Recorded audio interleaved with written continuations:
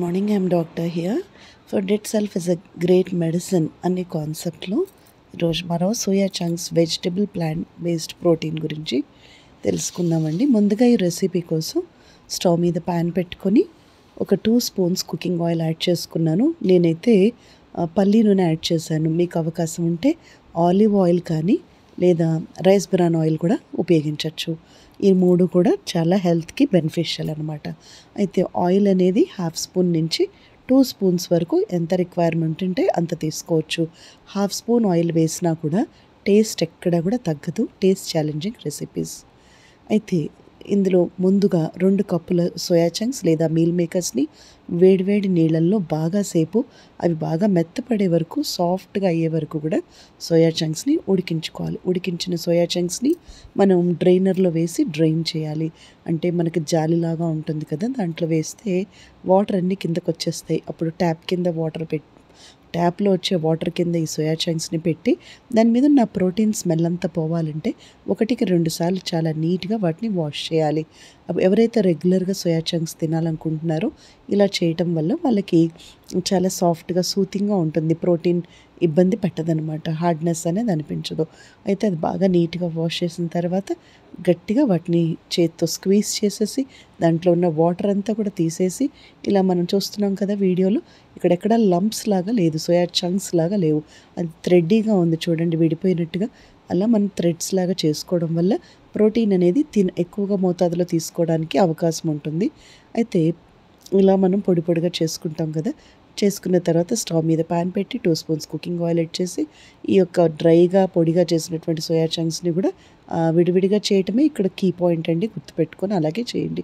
దాంట్లో వేసేసిన తర్వాత పావు చెంచా ఉప్పుకి పావు చెంచా పసుపు, ఉప్పు, కారం, ధనియాల పొడి, గరం మసాలా, కొంచెం జీలకర్ర పొడి కూడా యాడ్ చేసుకొని, ధనియాల పొడి, జీలకర్ర పొడి ఎప్పుడు కూడా డైజెషన్ ప్రాసెస్కి మంచిది. అయితే ఇక్కడ నా సజెషన్ ఏంటంటే మెంతిపిండిని హెజిటేట్ చేయని వాళ్ళు కొద్దిగా మెంతిపిండి కూడా వేసుకోవడం వల్ల ఒమేగా-3 ఫ్యాటీ యాసిడ్ ఫుడ్స్ కాబట్టి మెంతిపిండి వల్ల హైపర్ గ్లైసిమియా, ఎప్పుడు షుగర్, బ్లడ్ గ్లూకోజ్ లెవెల్ కంట్రోల్లో ఉంటుంది. మీకు చేదుగా అస్సలు అనిపించదండి. వంటింట్లో ఎప్పుడు కూడా మెంతిపిండి మనకు అవకాశం ఉన్నప్పుడల్లా వాడటానికి ట్రై చేయాలి. అది కూడా యాడ్ చేసుకున్న తర్వాత కొంచెం కలిపేసి ఒక 2 మినిట్స్ పాటు, ఆ తర్వాత ఒక కప్పు సన్నగా తరిగినటువంటి క్యాప్సికమ్ ముక్కలు, సన్నగా తరిగిన ఉల్లిపాయ, పచ్చిమిర్చి 2 సన్నగా తరిగింది, ఒక కప్పు స్ప్రింగ్ ఆనియన్స్, ఒక కప్పు క్యారెట్ ముక్కలు, ఒక కప్పు కొత్తిమీర మనం యాడ్ చేసుకోవాలి. అయితే మీకు బీట్రూట్ అవకాశం ఉంటే బీట్రూట్ కూడా యాడ్ చేసుకోండి, ఎందుకంటే ఒక కంప్లీట్ మీల్ అవుతుంది. ఎవరైతే వెయిట్ లాస్ మేనేజ్మెంట్లో ఉంటారో వాళ్ళు హెల్తీగా వెయిట్ లాస్ అవ్వడానికి ఇది చాలా బాగా హెల్ప్ చేస్తుంది.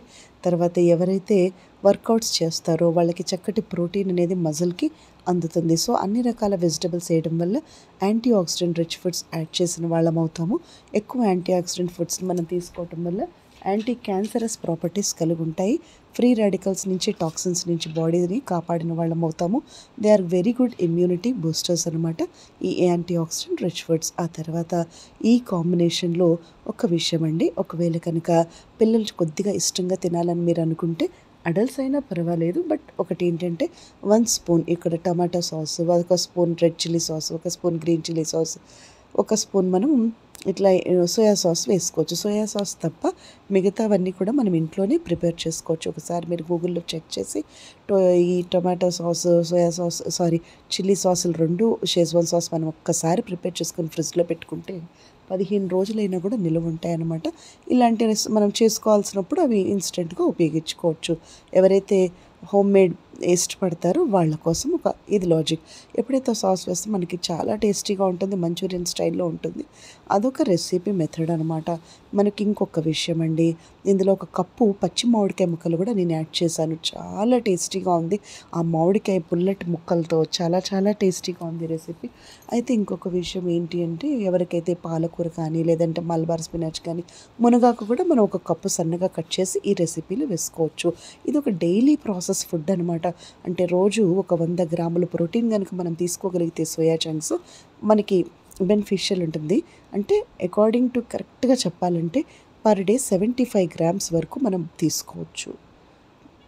కానీ 100 గ్రామ్స్ ప్రోటీన్లో 52 గ్రామ్స్ మన బాడీకి రీచ్ అవుతుంది. దాని మీద కొద్దిగా నిమ్మకాయ రసం వేస్తే విటమిన్ సి అనేది బాడీకి వైటమిన్స్, మినరల్స్, సోయా చంక్స్లో ఇవన్నీ యాంటీ ఆక్సిడెంట్స్లో ఉన్నాయన్నీ కూడా బాడీకి అబ్సార్ప్షన్ అనేది ఇంపార్టెంట్. ఎంత తిన్నామనేది కాదు, ఎంత బాడీకి అబ్సార్బ్ అయినది మనకి చాలా ఇంపార్టెంట్ అనమాట. అలా బాడీకి అబ్సార్బ్ అవ్వడానికి హెల్ప్ చేస్తుంది వైటమిన్ సి అనేది. ఇందులో నేను ఈరోజు ఏం చేశానంటే ఈ రెడ్ కలర్ చిల్లీస్ చిన్న చిన్నవి ఉన్నాయి చూడండి, బర్డ్ ఐడ్ చిల్లీ అని చెప్పి, అంటే బర్డ్ ఐ చిల్లీస్ అని చెప్పి, ఇవి థాయిలాండ్ అనమాట. మనకు ఆన్లైన్లో ఎంత 20 grams వచ్చి వాళ్ళు 140 రూపీస్కి అమ్ముతున్నారు. మనకు ఒక్కొక్కసారి ఆఫర్ ప్రైస్లో 120కి వస్తున్నాయి. అయితే ఏంటి ఇంత ఎక్స్పెన్సివ్ అని నేను ఒకసారి థింక్ చేశాను. But very very tasty. ఎవరైతే ఈ చిల్లీ లవర్స్ ఉంటారో అసలు unimaginable and very delicious state Thailand. Red bird I chillies అండి. ఎంత బాగుందంటే ఒక్కొక్క చిల్లీ ఇంట్రెస్టింగ్గా టేస్టీగా ఉంది. ముఖ్యంగా అందులో vitamin A, vitamin B, vitamin C rich food అది. తర్వాత కార్డియోవాస్కులర్ ప్రాబ్లమ్స్ ప్రివెంట్ చేయడానికి ఆ చిల్లీ మనకు ఉపయోగపడుతుంది. సో ఈ వాల్యుబుల్ ఇన్ఫర్మేషన్ మీరు గుర్తుపెట్టుకొని ఒకసారి తప్పకుండా అవకాశం ఉంటే ట్రై చేయండి. కొంచెం పెట్టగానే కొంచెం ఓవర్గా స్పైసీగా ఉంటుంది, కానీ గ్రాడ్యువల్గా అది ఆ టేస్టే డిఫరెంట్గా ఉంది. సో ఇక్కడ నేను మెన్షన్ చేస్తున్నాను. తర్వాత ఇందులో ఉన్నటువంటి capsaicin chemical rich food, that is potassium rich food అనమాట. మన రెగ్యులర్ హార్ట్ బీట్కి మానిటరింగ్కి పొటాషియం చాలా అవసరము. తర్వాత ఇర్రెగ్యులర్ హార్ట్ బీట్ కనుక జరిగితే మనకి అప్పర్ 2 chambers ఆఫ్ ద హార్ట్లో బ్లడ్ అనేది అక్యుములేషన్ అవుతుంది. అప్పుడు హార్ట్ స్ట్రోక్ అనేది రావడానికి అవకాశం ఉంటుంది. So potassium rich foods, magnesium rich foods ఎక్కువగా తీసుకోవడం వల్ల గుండె సురక్షితంగా ఉంటుంది. అయితే ఇందులో మనం మాట్లాడుకున్న ఇది రెసిపీ అయిపోయింది. ఇది సలాడ్ లాగా కానీ, కర్రీ లాగా కానీ, మీరు రొట్టెతో కానీ, మనం చపాతీతో, రైస్తో కూడా తీసుకోవచ్చు. ఇక్కడ ఫుడ్ ప్రాసెసింగ్ అండ్ వర్క్ అనేది అయిపోయింది. ఇక్కడ సెకండ్ విషయం ఏంటి అంటే ఇందులో మనం మాట్లాడుకోవడానికి మనకి ఈ యొక్క ప్లాంట్ బేస్డ్ వెజిటబుల్ ప్రోటీన్ అనేది ఎంత బెనిఫిషియల్ అంటే అది ఈ యొక్క టైప్ 2 డయాబెటీస్ని ప్రివెంట్ చేయడానికి బాగా హెల్ప్ చేస్తుంది. ఏమీ లేదండి, టైప్ 1 డయాబెటీస్లో ఏమో మనకి బ్లడ్ గ్లూకోజ్ లెవెల్ ఎక్కువ అయిపోయినప్పుడు కణాలన్నీ కూడా తిరిగి ఆ గ్లూకోజ్ని ఎడిపోస్ టిష్యూలోకి, లివర్లోకి పంపించడానికి ట్రై చేస్తాయి. అక్కడ ప్యాంక్రియాస్ అనేది ఎక్కువ కార్బోహైడ్రేట్ తీసుకున్న వాళ్ళకి ఎక్కువ గ్లూకోజ్ పెరిగిపోవటం వల్ల ప్యాంక్రియాస్ తగినంత ఇన్సులిన్ని ప్రొడ్యూస్ చేయలేదు టైప్ 1 డయాబెటీస్లో. అదే టైప్ 2 డయాబెటీస్లో ఏంటంటే ప్యాంక్రియాస్ సఫిషియెంట్గా ఇన్సులిన్ ప్రొడ్యూస్ చేసిన కణాలు అనేవి వాటి యొక్క సెన్సిటివిటీ అనమాట, ఇన్సులిన్ రెసిస్టెన్స్ అంటాం. వాటికి ఇన్సులిన్కి అది స్పందించమన్నమాట. ఈ కణాలు అనేవి తిరిగి గ్లూకోజ్ని ఎడిపోస్ టిష్యూలో కానీ లివర్లోకి తీసుకువెళ్ళటానికి ఇబ్బంది పడతాయి, ట్రై చేయవు.